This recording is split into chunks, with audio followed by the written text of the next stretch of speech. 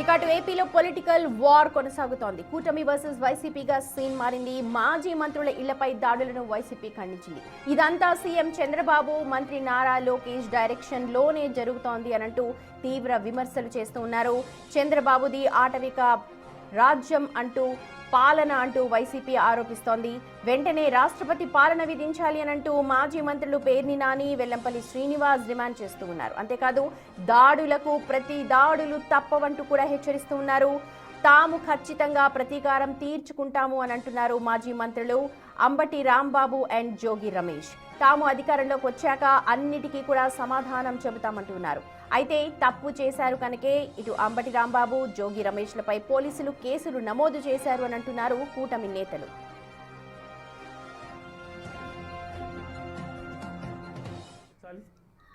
లేకపోతే కనుక వేలాది మంది ప్రాణాలకి ఇవాళ ముప్పు వచ్చే పరిస్థితులు ఉన్నాయి. ఇవాళ రాష్ట్రపతి పాలన విధించడానికి సంపూర్ణంగా అవకాశం ఉన్నటువంటి రాష్ట్రం ఆంధ్రప్రదేశ్ రాష్ట్రం. వైఎస్ఆర్ కాంగ్రెస్ పార్టీ తరఫున డిమాండ్ చేస్తున్నాం, రాష్ట్రపతి పాలన విధించాలని చెప్పని, తక్షణమే కేంద్ర ప్రభుత్వం బలగాల్ని పంపించాలని చెప్పని. ఇవాళ లోకేష్ అలాగే చంద్రబాబు నాయుడు గారు వీరిద్దరి యొక్క తప్పుడు పరిపాలనతో ఇవాళ వైఎస్ఆర్ కాంగ్రెస్ పార్టీ నుంచి ఎవరెవరైతే ప్రశ్నిస్తున్నారో, ఎవరెవరైతే గట్టిగా ఈ ప్రభుత్వాన్ని నిలదీస్తున్నటువంటి వారిని, ప్రశ్నించినటువంటి ప్రతి ఒక్కరిని కూడా ఈ రకమైన ఆటవిక దాడులు చేస్తూ, ఇల్లు ధ్వంసం చేస్తూ, దహనాలు చేస్తూ, పోలీసులను అడ్డంగా పెట్టుకుని, పోలీసుల సమక్షంలో పెట్టుకుని ఇవాళ ఏమనాలి? ఇవాళ పోలీసు వ్యవస్థ కింద ఎవరిని అడిగినా కూడా ఏం చేయం సార్, పైనుంచి ఈ దుర్మార్గం ఏం కూడా సత్సనం ఏం చేస్తాం, ఉద్యోగాన్ని వదులుకోలేం.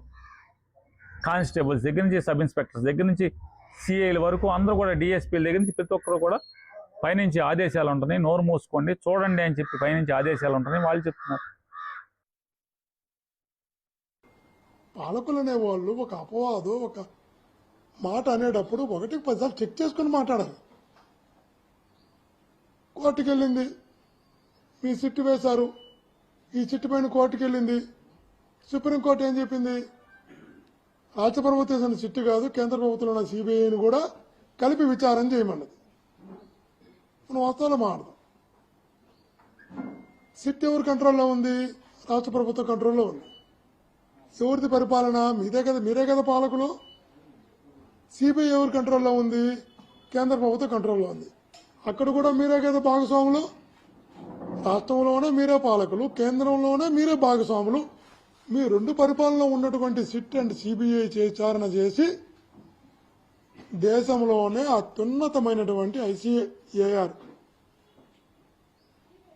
పరిశోధన సంస్థతో మీ పాలనలో ఉన్నటువంటి మీ సంస్థలే విచారణకు పంపించి సుదీర్ఘమైనటువంటి విచారణ చేసి ఆ ఐసిఏఆర్ రిపోర్టు ప్రకారం ఏ రకమైనటువంటి జంతు కొవ్వు కానీ, పంది కొవ్వు కానీ, గుడ్డు కొవ్వు కానీ, పంది కొవ్వు కానీ ఏమి కలవలేదు, ఇది అబద్ధము అని.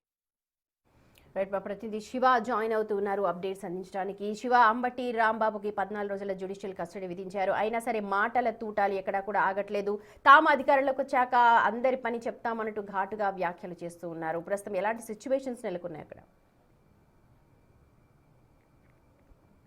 రైట్ సుమతి, మొత్తం మీద చూసుకుంటే ఆంధ్రప్రదేశ్లో కొంత ఉద్రిక్తత వాతావరణం చోటు చేసుకుంది. ముఖ్యంగా 3 ప్రాంతాల్లో, ఒకటి ఎన్టీఆర్, కృష్ణా, గుంటూరు, ఈ 3 జిల్లాల్లో కూడా తీవ్ర ఉద్రిక్తత వాతావరణాలు చోటు చేసుకున్న పరిస్థితి కనిపిస్తూ ఉంది. గుంటూరులో అంబటి రాంబాబు చేసిన వివాదాస్పద వ్యాఖ్యలు, ఆయన నివాసంపై దాడికి ప్రయత్నించడం, ఆ తర్వాత ఆయన్ని అరెస్ట్ చేయడం, ఆ తర్వాత అత్యంత బందోబస్తు మధ్య ఆయన్ని అరెస్ట్ చేసి రిమాండ్కి పంపించారు. తెల్లవారుజామున 4 గంటల సమయంలో రాజమండ్రి సెంట్రల్ జైల్లో ఆయన ఖైదీగా కూడా జైల్లోకి పంపించిన పరిస్థితి కనిపించింది.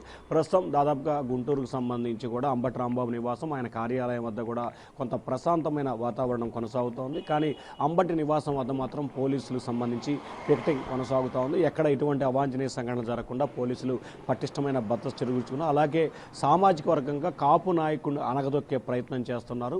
ప్రభుత్వం కాపు నాయకుల్ని టార్గెట్గా చేసుకుని తప్పుడు కేసులు బనాయిస్తుందని చెప్పి వైఎస్ఆర్సీపీ ఆరోపణలు చేస్తున్న పరిస్థితి కనిపిస్తుంది. ఇక జోగి రమేష్కు సంబంధించి ఇటీవల ఆయన జైలు నుంచి విడుదలైన తర్వాత మంత్రి లోకేష్పై చేసిన వివాదాస్పద వ్యాఖ్యల నేపథ్యంలో నిన్న సాయంకాలం ఇబ్రహీంపట్నానికి సంబంధించిన టీడీపీ నేతలు కార్యకర్తలు భారీగా జోగి రమేష్ నివాసానికి చేరుకొని ఆయన నివాసానికి నిప్పుపెట్టిన ప్రయత్నం చేశారు. దీనికి జోగి రమేష్ కూడా చాలా ఘాటుగానే రిప్లై ఇచ్చిన పరిస్థితి కనిపిస్తుంది.